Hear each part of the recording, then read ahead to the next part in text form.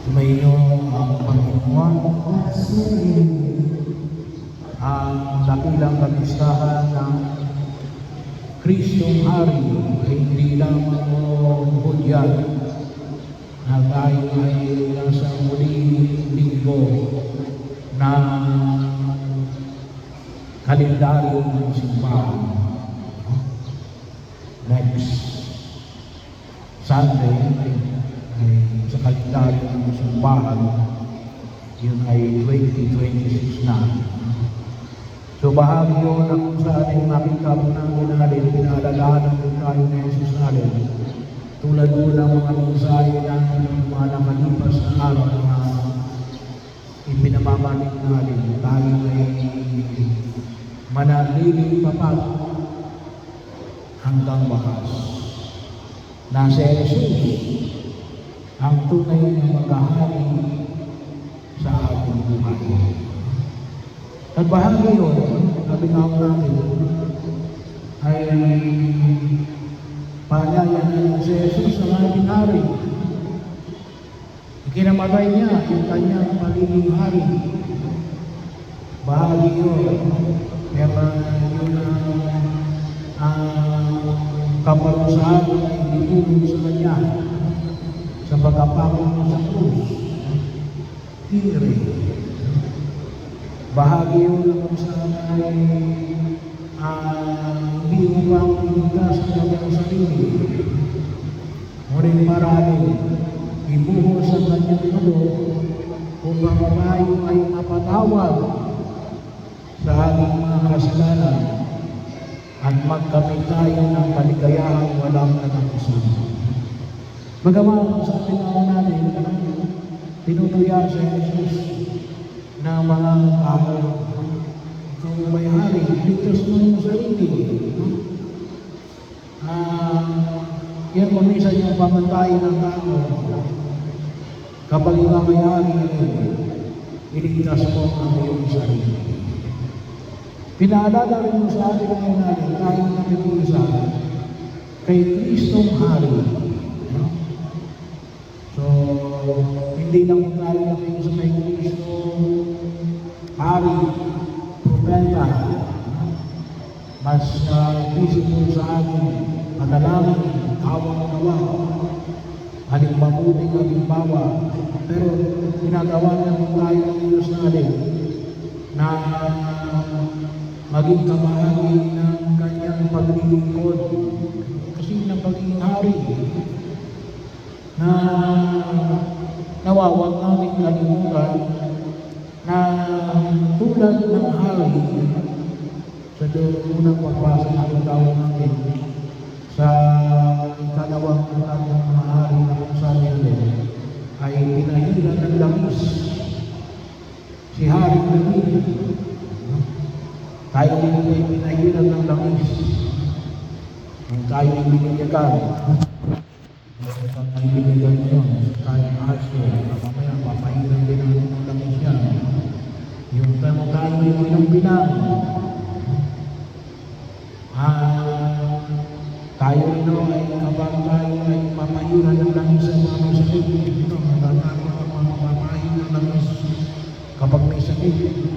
Hindi yun, nakikita natin kay Kristo yun na ipinapahayag natin na tayo ay pinagkahalian niya kahit na sa ulit sa galing ng ating buhay sa lingkod na yung loobang din natin makinabangan ang kaligayang walang katapusan.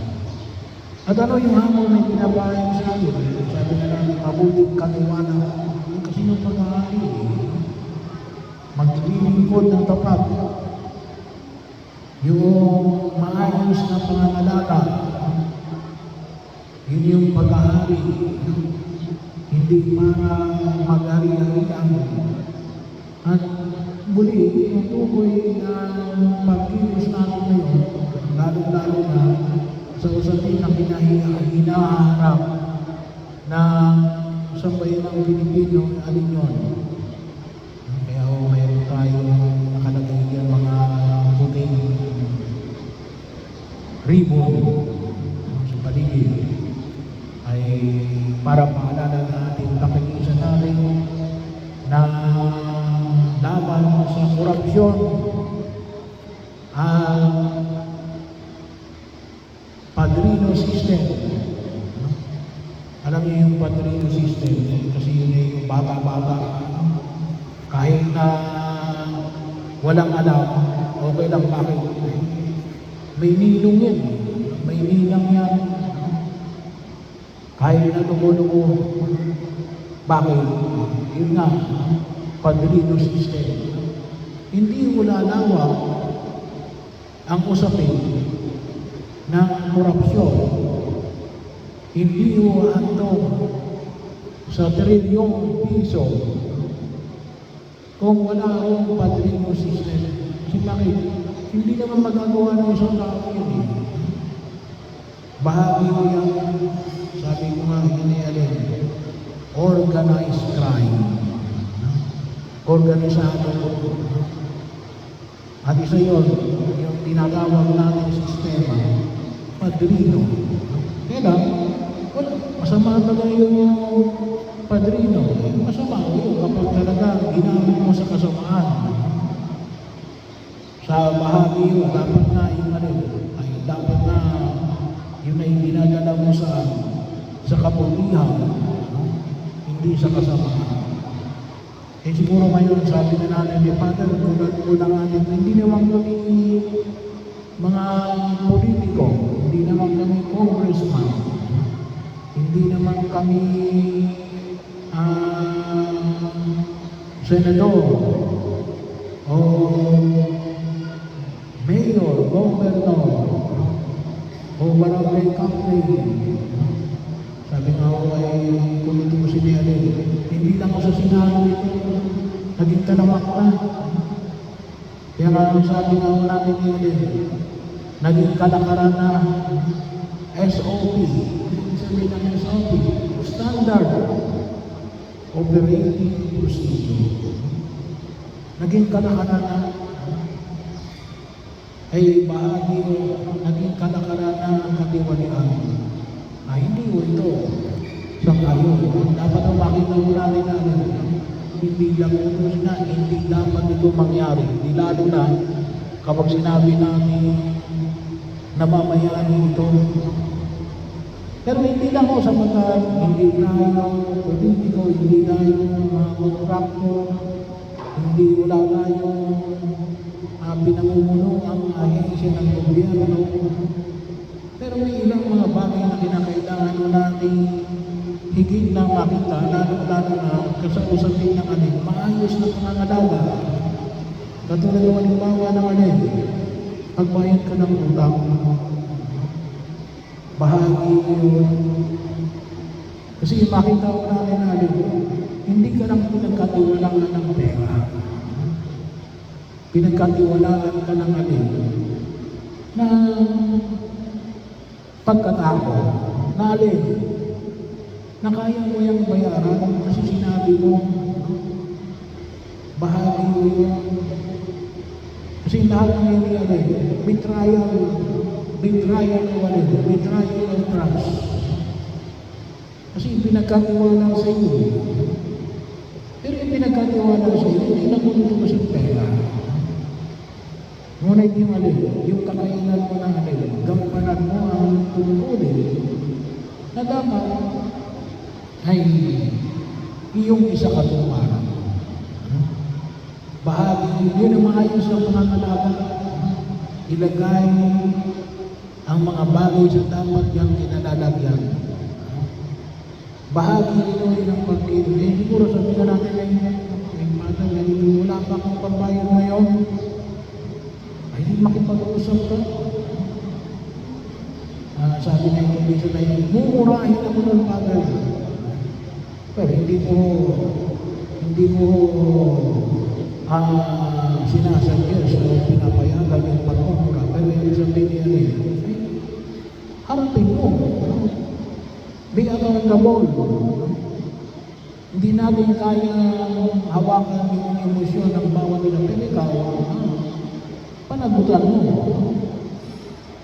Umutang ka nangako kang babayaran, hindi mo ngayon nabayaran.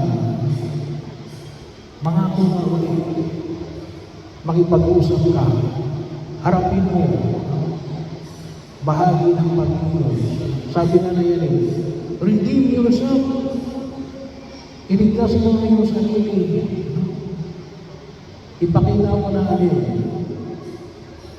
hindi mayroon kang isang salita na kaya mong paghawakan. Na kapag sinabi mo, magbabayad ako, magbabayad ka. Sa bahagi una ko sa makita ko natin. Sa makita din natin. Na magpasalamat tayo, may mga taong nagpapagutang sa ating Father, may interest. Ayaw na. Bagaman, hindi namin hinahayatan yung malaking interest. Pero bahagi yung kasi ano yung pinapapanig naman? Kaya mo gampanan yung aking tungkulin sa ngayon sa ikinakda sa akin. Maayos sa pangangalaga yun. Pamamahala yun. Pagiging hari yun. Sana ba? Gampanan natin ang ating trabaho ng maayos. Huwag tayo mandaya sa trabaho. Huwag kayong mandaya sa anumang uri ng pamamaraan. Bahagi mo, kapag kayo minasira, palitan nyo. Bahagi mo ng pag-ilos na kung saan ipakita mo natin. Hindi yung palagi na lang tayo naiwas. Naiwas tayo. Hindi natin malaman kung saan tayo pumunta. Bakit? Ilang tayo ng ilang. Ayaw natin panagutan yung ating mga gawain. Alam mo kung isa kapag sinabi niya, may sumira, kapag tinanong, sino sumira niya? Ako po, kapag walang ebidensya, walang aangin, hindi ka magiging mabuting hari. Hindi ka pinag-aarihan ng ating Panginoon sa Kristo. Bahagi mo ng pagtugon na kung saan ay makita natin. Ito ay pagtugon natin sa usapin ng katarungan. Magamat sa ilang natin yung purgatorio. Katarungan niya, pero hindi na mo. Pagdating natin sa panahon ng ating kamatayan, ngayon pa man din, habang tayo nabubuhay sa daigdig na ito, ipamanig natin na pinag-aharihan tayo ng ating Panginoon.